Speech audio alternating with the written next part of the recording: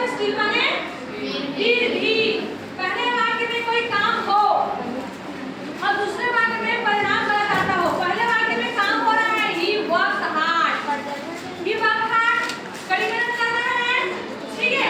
लेकिन क्या हो रहा है दूसरा वाक्य ही फेल्ड, वो फेल हो जाता है।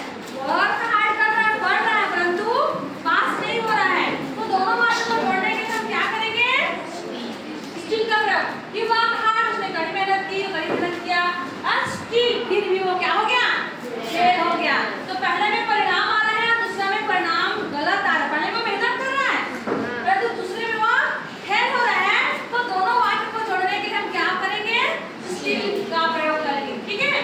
दूसरा है विल, इसको जबकि बोलेंगे या जब बोलेंगे। समय बताने वाला वाक्य में विल का प्रयोग करते हैं। ही वाज स्लीपिंग, वह सो रहा था। ही वाज स्लीपिंग, वह सो रहा था। तो कौन आया? राम केम।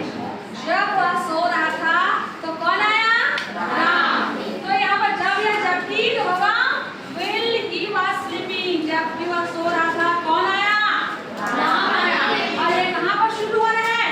इस वाक्य को और इस वाक्य को, यहाँ फुल स्टॉप लगा है ना, इस वाक्य को और इस वाक्य को जोड़ने के लिए विल का प्रयोग यहाँ होगा और उसके बाद बिना फुल स्टॉप पे वाक्य पूर्ण हो जाएगा। Will he was sleeping, Ram came, जब वो सो रहा था तो कौन आया? राम आया। तो ये कहाँ जुड़ेगा? सामने। और सामने जुड़ने के बाद ये आपका फुल स्टॉप हो क्या जाएगा? खत्म हो जाएगा, उसको नहीं लिखना पड़ता है। और है दूसरा, और या आप पहले वाक्य में आज्ञा हो, दूसरे वाक्य में न करने का परिणाम हो। मैं आज्ञा दे रही हूँ, आप नहीं मान रहे हो, तो दोनों वाक्य को जोड़कर हम क्या करेंगे? और का प्रयोग करेंगे। Work hard, you will not pass, कड़ी मेहनत करो, पहला वाक्य। और दूसरा यू विल नॉट पास, तुम पास नहीं होगे। हम दोनों वाक्यों को जोड़ने के लिए हम क्या करेंगे? Work hard